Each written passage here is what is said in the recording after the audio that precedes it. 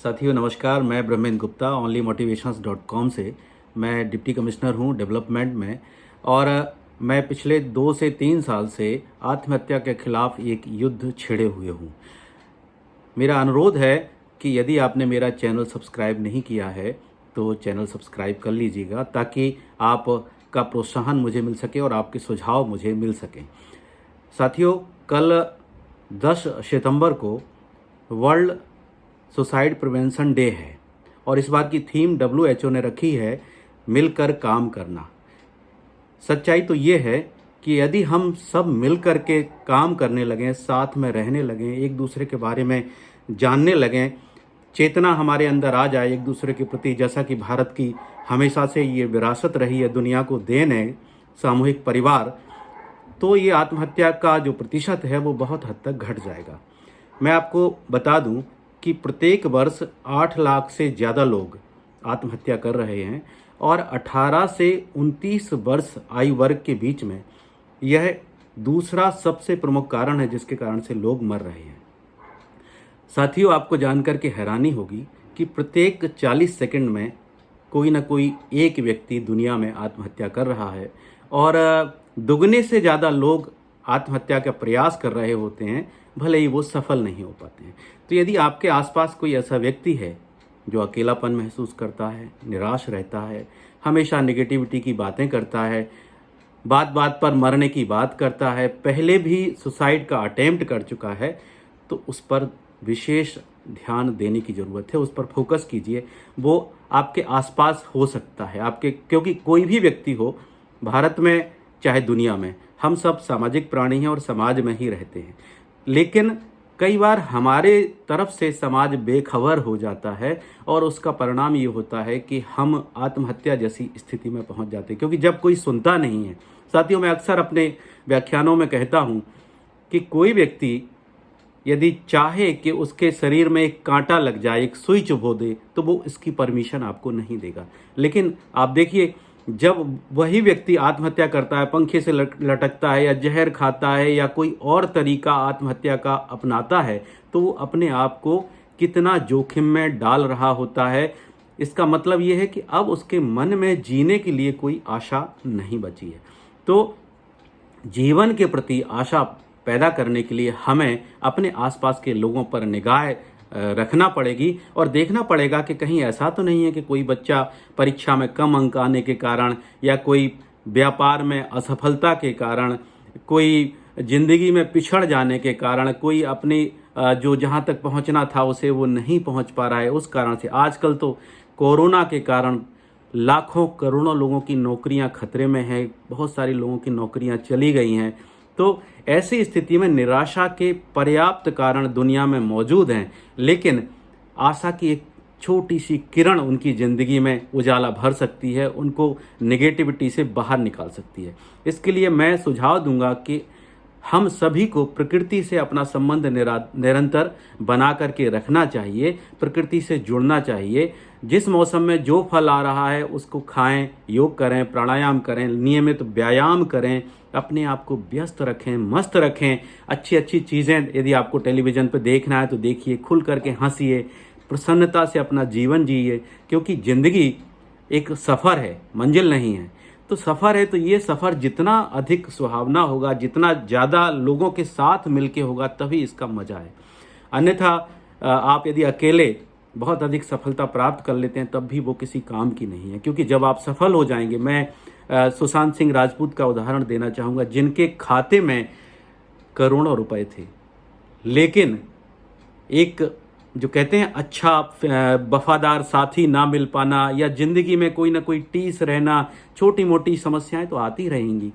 साथियों, किसी ने क्या खूब कहा है कि यदि आपको बिल्कुल ऐसी जगह चाहिए जहां शांति हो तो वो शमशान है।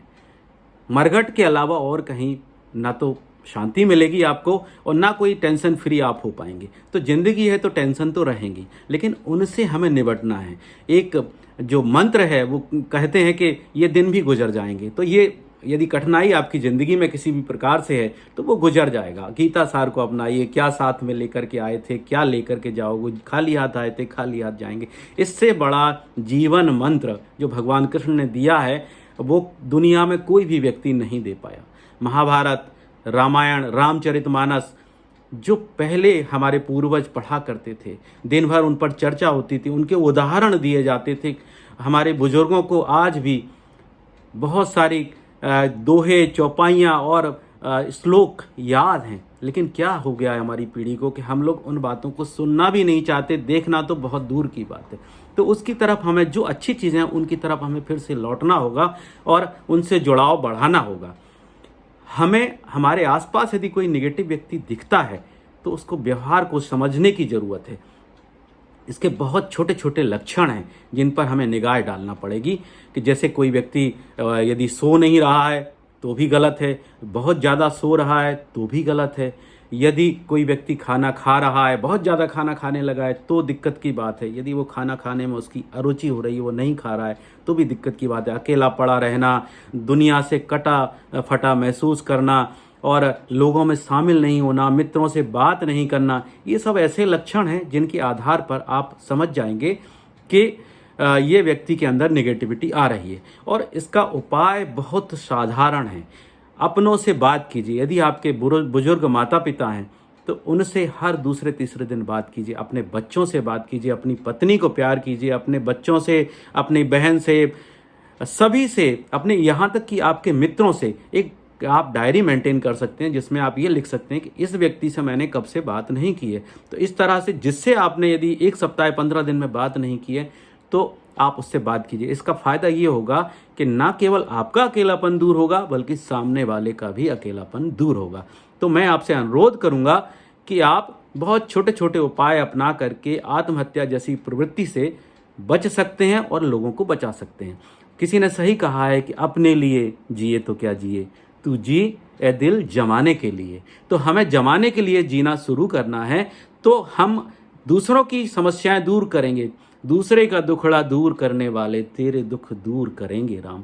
जब महाकवि प्रदीप यह बात कह रहे थे तो ये एक संदेश दे रहे थे कि यदि आप दूसरों का दुख दूर करते हैं, दूसरों के कष्ट का निवारण करने की कोशिश करते हैं तो आपके कष्ट अपने आप ही दूर हो जाते हैं। तो मैं चाहता हूं कि हम लोग अपने आसपास की ज़िंदगी, अपने आसपास की दुनिया में इंटरेस्ट लेना शुरू करें, क्योंकि आप जंगल में नहीं रह रहे हैं, आप समाज में रह रहे हैं और समाज की हर चीज़ से आप पर प्रभाव पड़ता है। तो जब आप सोचते हैं कि ये दिन भी गुजर जाएंगे तो आप समझ लीजिए कि आपकी सारी निराशाएं खत्म हो जाती हैं। जिंदगी में बड़े से बड़े कठोर दिन, खराब दिन आपकी ज़िंदगी में आएंगे, लेकिन इंसान वो चीज़ है कि जो अनलिमिटेड है, इनफाइनाइट है। इंसान यदि चाहे तो क्या नहीं कर सकता। आप रोज़ाना ही अपनी दिनचर्या में ये बात शामिल कीजिए कि आप रामचरितमानस, गीता, महाभारत के अलावा जो महापुरुष हुए हैं, अब्राहम लिंकन, महात्मा गांधी, विवेकानंद जी, और भारत में तो महर्षि अरविंद, ऐसे ऐसे लोग हुए हैं, प्रणब मुखर्जी और महामहिम, और इनके अलावा भी स्वामी विवेकानंद के गुरु रामकृष्ण परमहंस, रामानुजन, बहुत सारी ऐसी शख्सियतें हैं जो भारत में पैदा हुई और पूरे विश्व को जिन्होंने रोशन किया है। आप उनकी ज़िंदगी को पढ़िए, देखिए आपकी उनकी ज़िंदगी में क्या कभी कठिनाइयाँ नहीं थीं? कठिनाइयाँ थीं, लेकिन उन कठिनाइयों के ऊपर उन्होंने विजय पाई और पूरी दुनिया को दिखा दिया कि यदि इंसान चाहे तो क्या नहीं कर सकता है। हमें जब भी कोई ऐसा व्यक्ति मिले कि जिसके मन में आत्महत्या की प्रवृत्ति आ रही है तो उसका इलाज कराने के लिए मनोवैज्ञानिक से संपर्क करना चाहिए, विशेषज्ञ से सलाह लेना चाहिए। और यदि किसी की दवा चल रही है तो मेरा एक सुझाव है, एकदम से दवाएं बंद नहीं करना चाहिए, क्योंकि दवाओं के साइड इफ़ेक्ट होते हैं और दवाओं के कारण से जब आदमी को लगता है अच्छा लग रहा है और फिर एकदम से जब हम उसकी दवा बंद कर देते हैं तो सुसाइडल प्रवृत्ति उसके अंदर आ सकती है। यदि कोई गंभीर बीमार है, यदि कोई ड्रग्स का सेवन कर रहा है, उन सब को बहुत सावधान करने की ज़रूरत है, उनके ऊपर विशेष ध्यान देने की ज़रूरत है, क्योंकि जो भी व्यक्ति मरता है वो किसी ना किसी का अपना होता है और इस दौरान हम सभी को परेशानी का सामना करना पड़ सकता है। मैंने भी अपनी ज़िंदगी में अपने एक बहुत ही नज़दीकी को खोया है आत्महत्या के कारण। तो मैं चाहता हूं कि आपकी ज़िंदगी में ऐसा दिन ना आए, क्योंकि जब आदमी चला जाता है तभी उसकी वैल्यू हमें पता चलती है।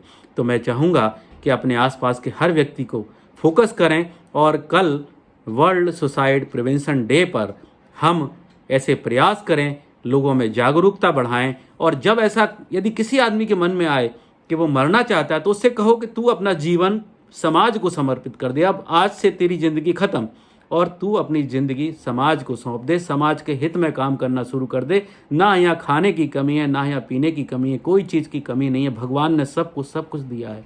जब चिड़िया अपना पेट भर लेती है, क्या चिड़िया के लिए कोई कमा के देता है?